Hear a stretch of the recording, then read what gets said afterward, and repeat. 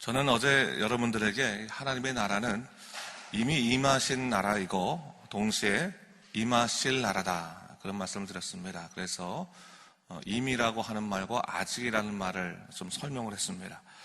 이를 신학적으로는 하나님 나라의 현재성과 또 미래성이라고 부릅니다. 하나님 나라는 예수님께서 초림하심으로 이미 시작되었고 예수님께서 재림하심으로 완성이 됩니다.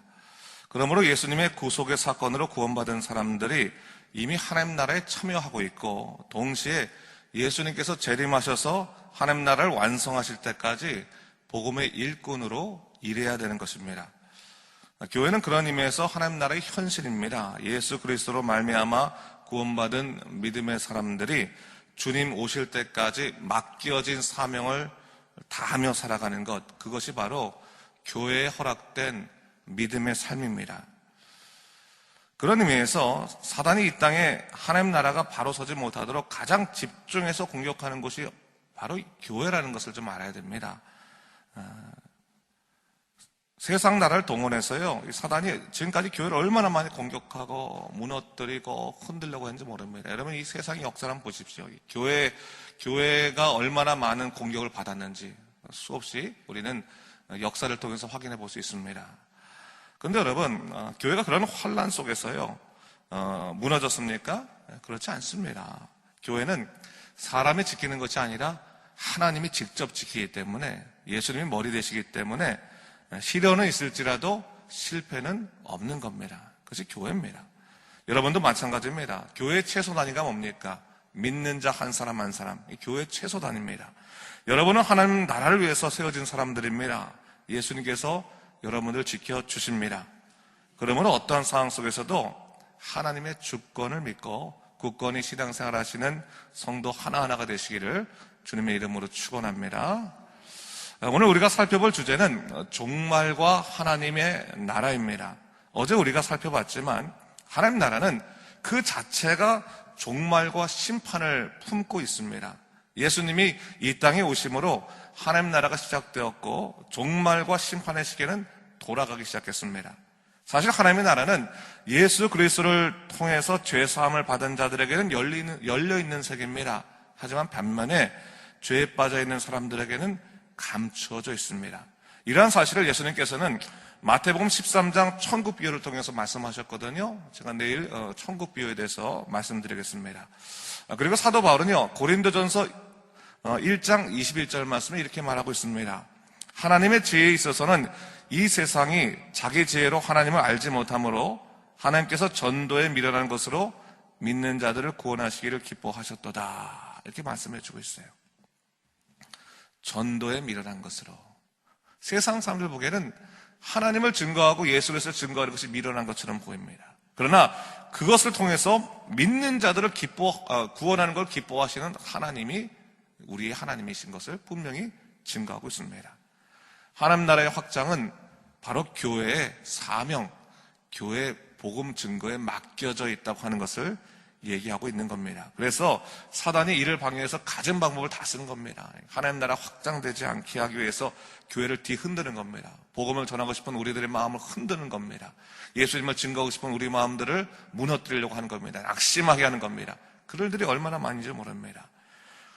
그래서 여러분, 오늘 본문을 우리가 좀 중요시 여기고 있어야 되는데, 아무리 사단이 교회를 방해하고 또 복음을 해방한다 할지라도 결국 교회를 지키시는 분은 예수님인데, 예수님께서는 어떤 분이신가? 예수님은 결국 재림하심으로 사탄을 멸망시키시고 하나님 나라를 온전히 완성시키는 분이시다라고 하는 걸 다시 한번 확인시켜주고 있는 것을 볼 수 있습니다. 오늘 본문 1절과 2절의 말씀을 다시 한번 읽어보도록 하겠습니다. 또 내가 새하늘과 새 땅을 보니 처음 하늘과 처음 땅이 없어졌고 바다도 다시 있지 않더라. 또 내가 보매 거룩한 성 새 예루살렘이 하나님께로부터 하늘에서 내려오니 그 준비한 것이 신부가 남편을 위하여 단정한 것 같더라 했어요. 새 하늘과 새 땅이라고 하는 말, 하나님 나라의 궁극적인 예표를 말하는 겁니다. 예표. 우리 새 하늘과 새 땅을 우리 한자어로 말할 때 신천지라고 합니다. 신천지. 네, 신천, 신지, 신천지. 그러니까 우리 신천지라고 하는 이단이 이 용어를 따온 거예요. 여기 이 말을 따온 겁니다. 새하늘과 새 땅은 하나님 나라의 궁극적인 완성을 예표하는 말인데, 사실 하나님께서 세상을 처음 창조하실 때는요, 모든 것이 하나님 보시기에 좋았습니다. 그러나 죄악으로 인해서 세상이 오염되면서 하나님 나라 상징이던 에덴이 문을 닫게 되었습니다. 처음 땅과 처음 하늘이 문을 닫게 된 겁니다. 그래서 하나님께서는 죄로 인해서 황폐해진 하나님 나라를 재건하시기 위해서 예수 그리스도를 이 땅에 보내주셨고, 이를 통해 하나님 나라가 이 땅에 다시금 실현되게 하시는 복음의 역사를 허락해 주셨습니다.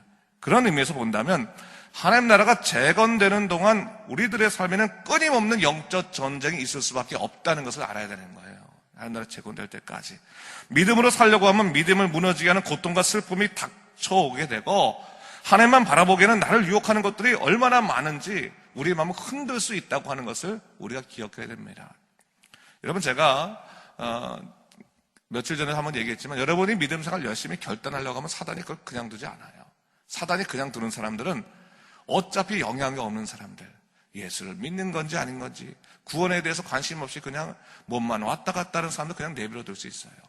그러나 정말 여러분들이 하나님 뜻대로 살려고 노력하고 하나님 나라의 확장을 위해서 하나님 저를 일꾼으로 사용해 주시옵소서라고 한다면, 그 다음부터는 여러분 실질적으로 전투가 시작되는 거예요. 여러분, 근데 여러분이 분명히 알아야 할 것은 뭐냐면, 여러분은 십자가 군사입니다. 믿으십니까?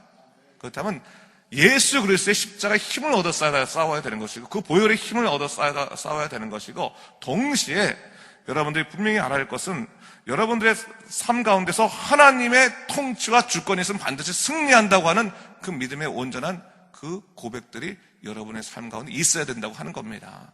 그렇지 않으면 넘을 수밖에 없어요. 오직 예수 그리스도를 의지하고 그분의 통치와 주권을 의지하는 자는 반드시 승리합니다. 이 성경의 약속입니다.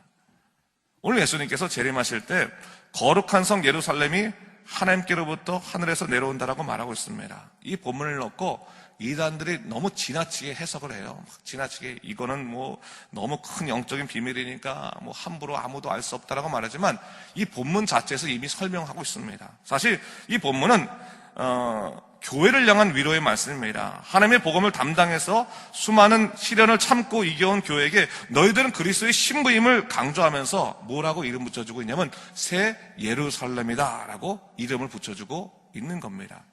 교회가 그리스도와 결혼식하는 장면을 보여주는 이 장면은 궁극적으로 우리에게 무슨 말씀을 하고자 하시는 거냐면 3절과 4절의 말씀을 하시고자 하는 겁니다. 우리 3절과 4절 지나고 4절과 5절의 말씀을 우리 함께 더불어 읽도록 하겠습니다. 4절과 5절 말씀 시작. 모든 눈물을 그 눈에서 닦아주시니 다시는 사망이 없고 애통하는 것이나 곡하는 것이나 아픈 것이 다시 있지 아니하리니 처음 것들이 다 지나갔음이라라. 보호자에 앉으신 이가 이르시되 보라 내가 만물을 새롭게 하노라 하시고, 또 이르시되 이 말은 신실하고 참되니 기록하라 하시고 하고 있어요. 교회가 하나님의 복음을 지키기 위해서 그것도 애를 쓰고 하나님 나라를 확정하기 위해서 모든 시련이 있음에도 불구하고 열심히 주님을 위해서 충성을 다한 그 교회에게 주님 말씀하시는 거죠. 너희 눈물을 내가 너희 눈에서 닦아주겠다. 더 이상 사망이 없고 애통하는 것이나 곡하는 것이나 아픈 것이 다시 있지 않다. 왜? 처음 것은 다 지나갔기 때문이다. 그렇게 말씀해 주고 있는 겁니다. 여러분들이 믿음 생활 하려고 할 때 시련이 있을 수 있습니다. 고통이 있을 수 있습니다. 그러나 주님께서 궁극적으로 우리에게 말씀하시는 것은 뭡니까? 다시는 그 눈물이 있지 아니하리라 라고 말씀해 주시는 겁니다. 주의 위로의 말씀입니다. 여러분, 우리가 분명히 하나 깨달을 할 것 중에 하나가 뭐냐면, 우리는 성경의 시간 속에 포함되어 있는 사람이라는 것을 항상 잊지 말아야 되는 거예요. 성경은 이미 쓰여졌지만 우리는 성경의 시간 속에 포함되어 있는 사람들입니다. 요한계시록의 종말론적인 그런 말씀은 결국 앞으로 다가올 미래적인 예언의 말씀도 다루고 있기 때문에 우리 성경의 시간 속에 포함되어 있습니다. 그렇다면 이 오늘 요한계시록 21장의 이 말씀은 결국 우리들에게 뭡니까? 너희가 지금 고통과 시련을 겪고 있는다 할지라도 결코 너희 가운데서 예수 그리스도의 놀라우신 사랑을 끊을 수 없을 것이다. 끝까지 참고 이겨내라고 하는 것을 말씀해 주고 있는 거죠. 이 말씀은 사도 바울이 로마서 8장 35절에서도 분명히 얘기하고 있습니다. 뭐라고 얘기합니까? 누가 우리를 그리스도의 사랑에서 끊으리요? 환난이냐 곤고나 박해나 기근이나 적신이나 위험이나 칼이랴. 분명히 선포하고 있어요. 너희가 어떤 환난이 있다 할지라도, 박해를 받는다 할지라도, 곤고함이 있는다 할지라도, 너희가 배가 고파서 정말 굶주린다 할지라도, 너에게 위험이 온다 할지라도, 그러나 그리스도의 사랑에서 너희를 분명히 끌어내지 못한 것을 너희가 기억해야 된다. 하나님께서 너희를 지키신다, 인도하신다라는 것을 얘기하고 있는 거죠. 여러분, 하나님의 통치가 우리 안에 있으면요, 하나님은 절대로 우리를 버리지 아니하시고 우리 끝까지 지키십니다. 우리를 당신의 자녀로 삼으신 이유는 세상을 향해서 당신의 자녀가 하나님의 보호심을 받는다고 하는 것을 보이기 위해서 우리를 선택하시고 우리를 자녀 삼아 주신 거예요. 제가 하나님 나라 시작하면서 제사장 나라의 개념을 얘기하지 않았습니까? 우리를 제사장 삼으셔서 세상 나라에 하나님이 어떠한 분이신지를 선포하기 위해서 우리를 삼으셨다고 하는 겁니다. 그걸 분명히 기억해야 되는 겁니다.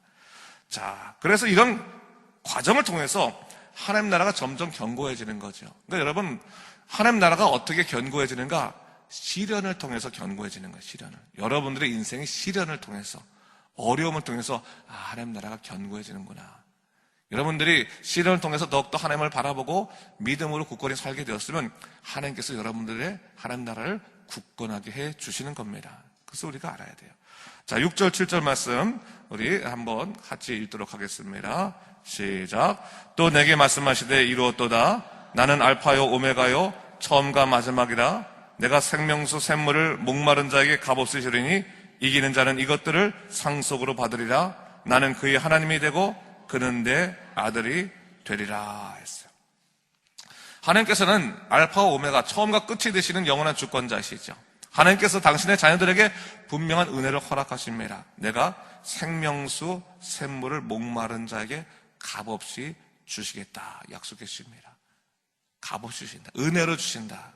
우리가 하나님을 바라며 하나님 우리 함께하여 주시옵소서, 그 은혜를 구할 때 값없이 주시겠다, 그렇게 말씀해 주십니다. 그러면서 중요한 한 가지, 이 땅의 모든 불신앙의 세력과 싸워서 이기는 자들에게 하나님의 상속자가 되게 해주시겠다라고 말씀해 주시는데, 그 말은 뭐예요?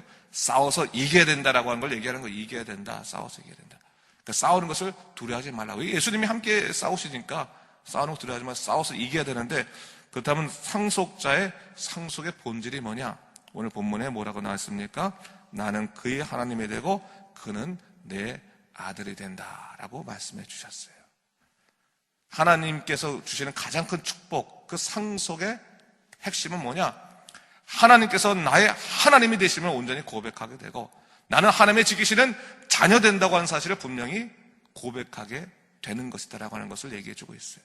야, 나는 하나님의 자녀구나, 난 하나님이 지키시는 자녀구나라는 것을 분명히 인식하게 된다는 것을 얘기하는 거고, 하나님이 나의 통치자이구나라는 것을 분명히 인식하게 된다는 것을 요한계시록의 말씀을 통해서 우리에게 가르쳐 주시고 있습니다. 자, 그렇다면 여러분, 하나님의 은혜를 회방하는 사단의 방해가 있을 수 있지만 여러분 넘어지지 마십시오. 싸워서 이기십시오. 예수 이름을 선포하고 기도하십시오. 그래서 여러분, 여러분들 이기는 자에게 주시는 그 놀라운 상속의 그 축복들을 누리는 여러분 되시기를 주님의 이름으로 축원합니다. 기도하겠습니다. 주 하나님 아버지, 참으로 감사합니다. 이 아침에 우리를 주의 전으로 불러오시고 이 사순절 기간 동안 우리 하나님 나라 복음에 관해서 또한 우리가 돌아볼 수 있도록 인도하시니 참으로 감사합니다.